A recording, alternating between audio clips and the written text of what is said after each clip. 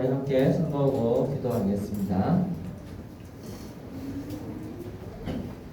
우리를 언제나 사랑하시는 하나님, 이 시간 하나님을 예배하게 하시니 감사합니다. 우리에게 들려주시는 하나님의 말씀을 마음에 잘 새길 수 있게 도와주시고 최고의 몸가짐으로 예배할 수 있게 인도해 주세요. 온 마음으로 드리는 우리 예배를 기쁘게 받아주시기를 간절히 바라며 예수님의 이름으로 기도드립니다. 아멘. 자, 우리 자리에서 일어나서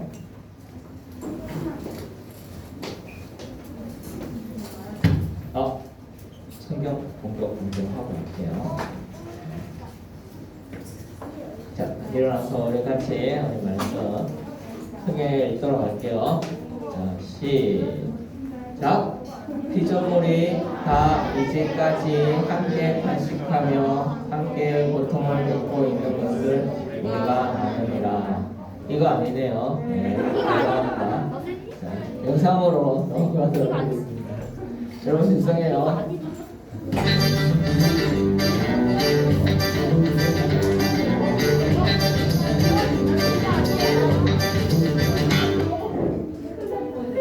느헤미야는 바사의 아닥사스다 왕을 섬기는 술관원이에요. 어느 날 느헤미야는 동생 하나니와 여러 사람들에게 자신의 나라인 유다의 소식을 들었어요. 유다에 남아있는 사람들이 큰 고통과 어려움을 겪고 있대요. 예루살렘 성벽은 무너졌고 성문들도 모두 불에 탔대요. 이 소식을 들은 느헤미야는 온몸에 힘이 빠져 자리에 털썩 주저앉았어요. 그리고 큰 소리로 울었지요. 마음이 너무 아팠던 느헤미야는 유다를 위해 금식하며 하나님께 간절히 기도했어요. 하나님께서는 나라를 사랑하고 나라를 위해 기도한 느헤미야를 기뻐하셨어요. 하나님께서는 느헤미야가 유다에 갈 수 있게 인도해 주셨고 52일이라는 짧은 기간 동안에 성벽을 다시 세우도록 도와주셨어요. 하나님께서는 우리가 느헤미야처럼 나라를 사랑하고 나라를 위해 기도하는 어린이가 되기를 바라세요. 네, 여러분 죄송합니다. 어제 여러 가지 일이 있어가지고 말씀을 못 바꿨는데 제가 오늘 말씀 읽도록 할게요. 느헤미야 1장 11절 말씀인데 목사님이 읽도록 하겠습니다. 주여 구하오니 귀를 기울이사 종의 기도와 주의 이름을 경외하기를 기뻐하는 종들의 기도를 들으시고 오늘 종이 형통하여 이 사람 앞에서 은혜를 입게 하옵소서 하였나니. 아멘. 오늘 함께 나눌 내용은 나라와 관계된 이야기예요. 여러분 우리나라 하면 생각나는 게 뭐가 있어요? 특히 6월 달에 6월에 현충일. 맞아요. 나라를 생각하는 일들이 있죠. 여러분 이 지명 들어봤죠? 판문점. 판문점 모르는 친구. 그렇구나. 판문점에 대해서 오늘 잠깐 이야기. 우리나라가 한국전쟁, 6.25 전쟁이라고도 하기도 하는데 한국전쟁을 계기로 남쪽과 북쪽이 둘로 나뉘었어요. 그래서 밑에 있는 것을 남쪽의 한국, 대한민국에서 남한, 위에를 북한이라고 하죠. 그래서 전쟁을 하다가 지금 오랫동안 쉬고 있지만 휴전을 한 거예요. 휴전. 너무 사람들이 많이 조금 쉬자라고 해서 휴전을 할 때 협상을 하기 위해서 모였던 곳이 어디 중간쯤에 모여야 될 거 아니에요. 막 싸우다가 그 모인 곳 동네 이름이 널문리였어요. 널문리. 그래서 거기에 같이 모여서 이야기를 나누기 위해서 모였던 데가 널문리에 있는 식당 주막이었어요. 그래서 판문점이라고 지금은 하는데 왜 이게 판문점, 널문리 주막이라고 하면 되는데 왜 판문점이라고 했냐면 외부한테도 알려야 되잖아요. 중국 사람들이나 외부에서도 한국이 잠깐 전쟁을 시키려 했대라는 것이 다른 곳에도 알려져야 돼서 외국에서도 알만한 이름, 중국 사람들도 들으면 넓은 이의 중학에서 만난대 라고 알만한 이름을 그냥 한자로 쓰다 보니 판문점이 되었어요. 그래서 오늘날까지 우리는 이것을 판문점이라고 합니다. 그래서 이 판문점이라는 것은 전쟁을 하다가 서로 더 이상 이제 조금은 쉽시다라고 결정한 시간이 바로 이 판문점입니다. 얘는 아직도 우리나라가 전쟁을 그치지는 않았다는 거예요. 여러분 뉴스를 보고 내용들을 보면 때때로 어떤 집에서는 할아버지와 아버지 사이에도 이런 이야기들을 두고 갈등의 요소들이 남아있는 집들도 있어요. 아직도 우리는 전쟁 중이다라는 거죠. 성경 속에서도 이런 전쟁 중인 이야기들이 있는데 우리나라의 전쟁 이야기 이 시작의 발단은 6.25 전쟁, 한국 전쟁이라고 공식적으로 이야기를 하는데 많은 건물들이 불타고 사람들이 자기가 살던 집에서 떠나야 했어요. 소리 엄청 크죠? 네. 실제로는 이거보다 더 우르르캉캉했겠죠. 그래서 서로 건널 수 없는 것에 경계를 치고 이제 남한에 있는 사람들은 위로 가지도 못하고 북한에 있는 사람들은 밑으로 오지도 못하고 그래서 중간중간에 헤어진 가족들을 위해서 이산가족 떨어져 있는 가족들이 모일 수 있는 그런 시간들도 갖기도 했습니다. 하지만 영원히 건너갈 수 없는 여러분 막 드라마 이런 데도 가끔씩 나오죠. 북한에 이렇게 쉽게 건너갈 수 없는 이야기들 이런 것들이 나옵니다. 이 전쟁의 시작은 따로 이렇게 전쟁은 누군가를 콕 찍어 죽이는 일이다. 이 전쟁이 막 총칼을 들지 않아도 누군가를 콕 찍어 제가 이렇게 여러분들이 앉아있는 여러분 중에 누구 한 명의 이름을 김게 똑 이래가지고 막 혼내기 시작해요. 그러면 그 친구는 그날 마음이 어떨까? 다시는 저 앞에 있으니까 지는 뭐가 잘나서 막 여러 가지 생각이 들면서 마음속에 분노가 일어날 거예요. 그런 일들의 시작이 전쟁과 같은 거예요. 누군가 그 순간 마음이 무너지도록 죽이는 일들. 그런데 이 일이 없었으면 좋겠는데 6.25가 휴전 잠깐 멈춘 것처럼 우리도 마음속에 이런 일들을 잠깐 내가 참아야지 하고 잠깐 놀리는데 그렇다고 없어지는 일들이 아니라는 거예요. 이 땅, 온 땅에 우리나라를 빌어서 또 여러분들이 커가는 앞으로의 시간 속에서도 이런 일들이 전혀 없다. 이렇게 낙관적으로 생각할 수만은 없어요. 그러면 우리 믿음의 사람들은 어떻게 해야 될까? 오늘 성경에 보니까 느헤미야가 이런 일들에 대해서 보여준 모습이 마치 이것과 같다는 거예요.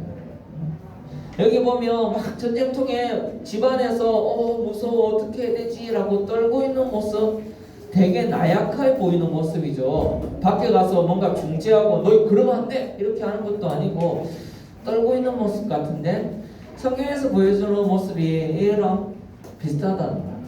오늘날 전쟁은 또 여러분들이 앞으로 크면 아마 이런 기계와의 전쟁 AI와의 전쟁이 일어날지도 몰라요.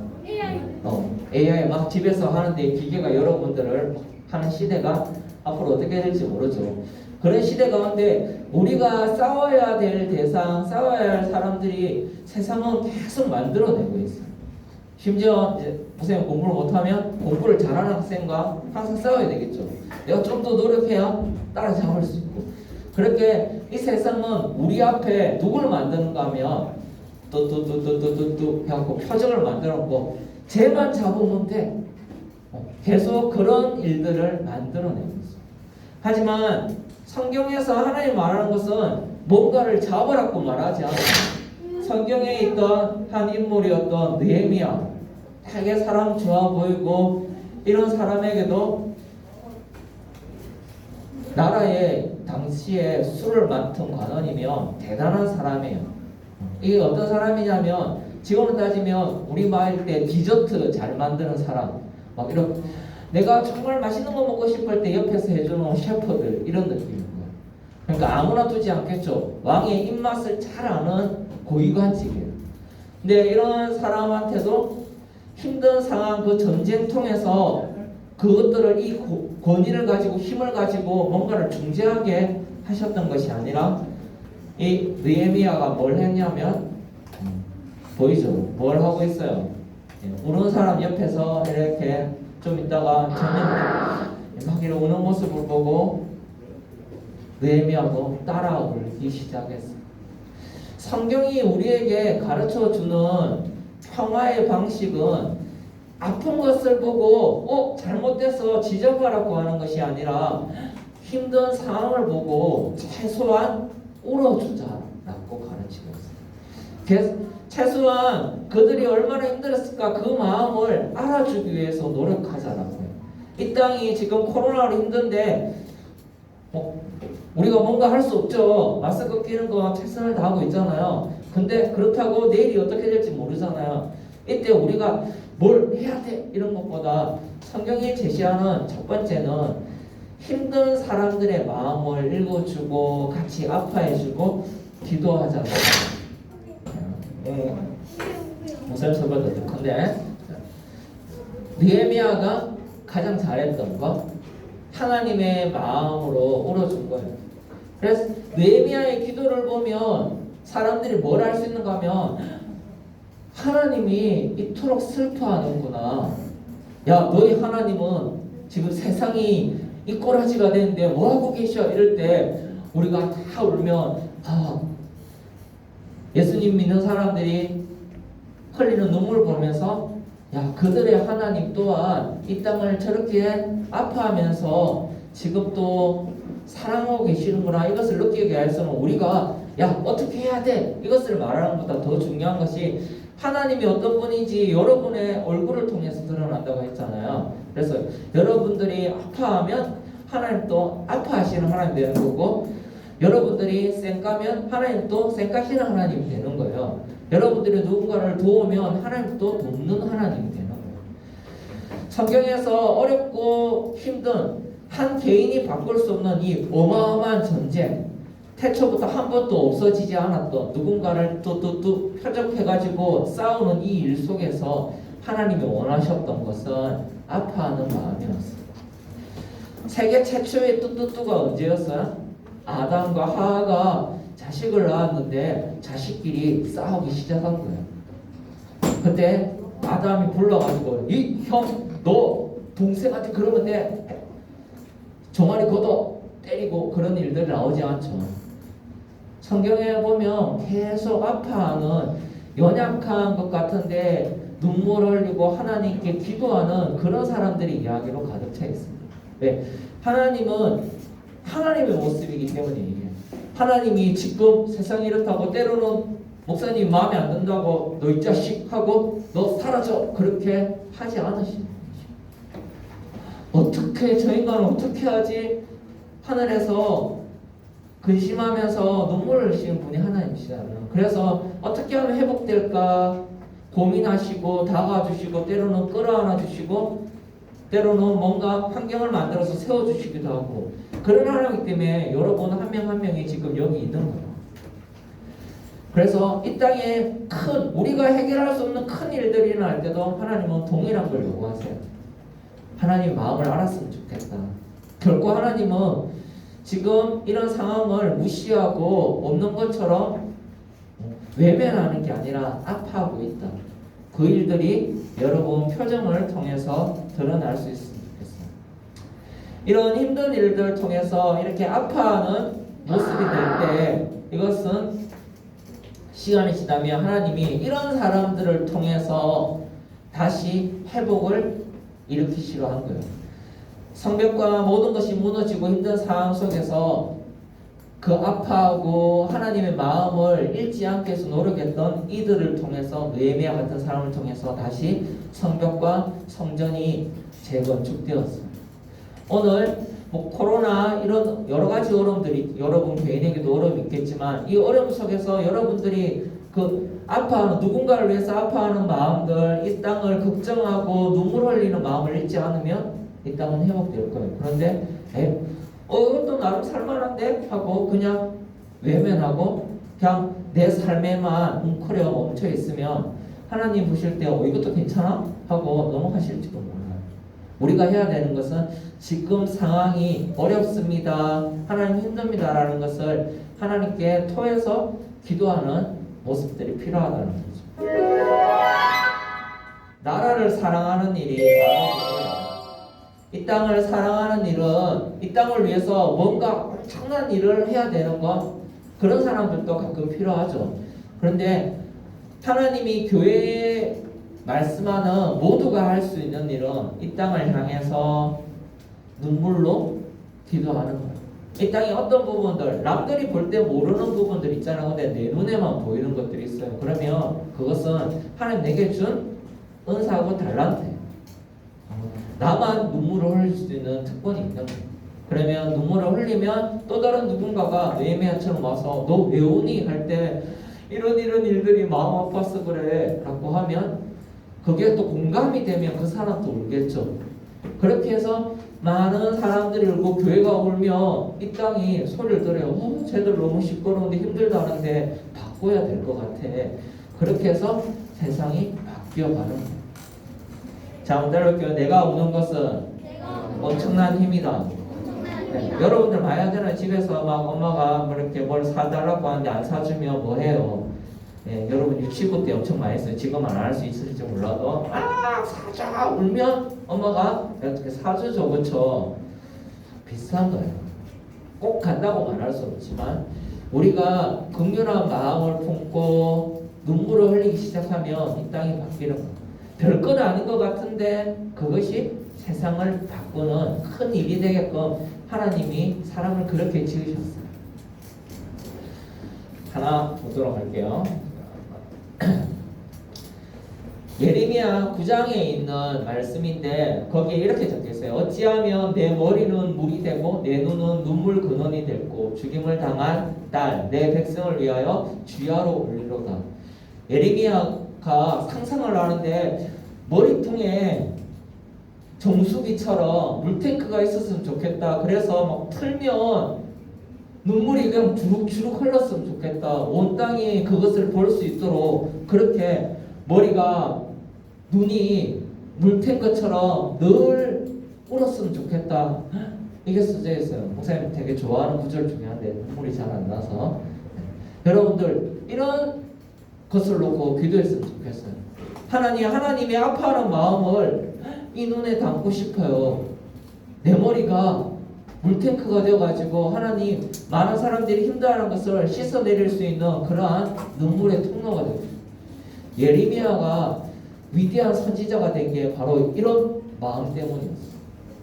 이 사람이 뭔가 되게 멋있고 이런 게 아니라 나는 눈물 좀 말렸으면 좋겠어요. 나 힘들었어요. 막 이런 이야기만 하는데 성경에 엄청난 장에 배치가 된 이유가 하나님이 이런 사람을 되게 좋아하시고 쓰신다는 거죠. 그래서 예전에 목사님이 좋아했던 찬양인데 찬양이 아니죠. 가요인데 양수경 씨라는 분이 불렀대요. 사랑은 창밖의 빗물 같아요. 밖에 있는 상황들이 여러분들 눈을 좀 크게 떠보면 여러분 친구나 여러분 부모나 때로는 여러분들 눈에 보이는 내 손과 발, 내가 걸어가야 될, 내가 행동해야 될 여러 가지 일들 속에서 빗물 같은 걸 많이 볼 수 있어요. 내가 사랑을 더 줘야 되는. 때로는 내가 힘들 때도 내 손을 내가 축복하고 내 걸음을, 내 지친 다리를 내가 축복하고 부모님이 수고하는 것을 축복하고 그렇게 눈물 흘리는 마음으로 나갈 때 하나님은 여러분을 큰 사람으로 쓰실 거예요. 이 나라를 살리는 사람으로.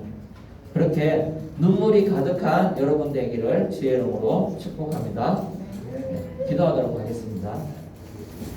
하나님 아버지 감사합니다. 하나님 우리 마음 가운데 우리 생각 가운데 우리의 걸음 가운데 하나님의 마음을 하나님의 눈물을 허락하여 주셔서 이 땅을 위하여 긍휼한 마음으로 눈물을 흘리고 이 땅을 치유하는 믿음의 사람, 믿음의 교회 되게 하여 주시옵소서. 감사하며 예수 그리스도의 이름으로 기도합니다. 아멘. 네, 봉헌하도록 할게요.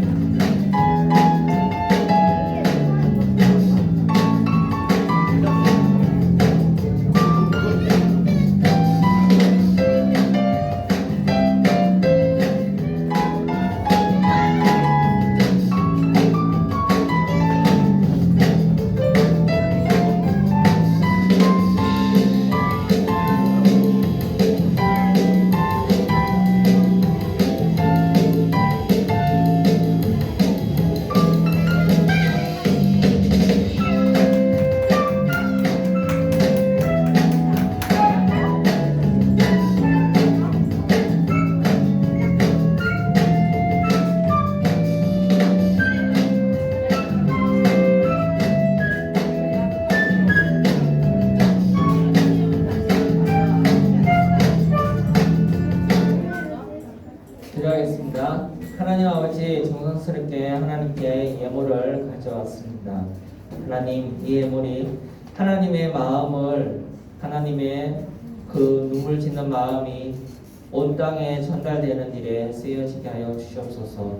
그리고 온 땅이 하나님의 마음을 닮아 애통하며 나라를 걱정하며 온 땅을 살리기로 동참하는 일들에 쓰여지게 하여 주시옵소서. 감사를 드리며 살아계신 예수 그리스도의 이름으로 기도합니다. 아멘. 기도로 마치도록 할게요.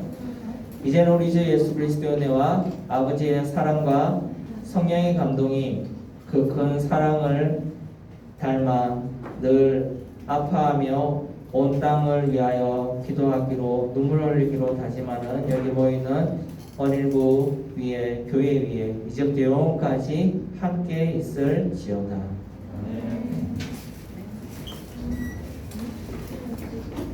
이제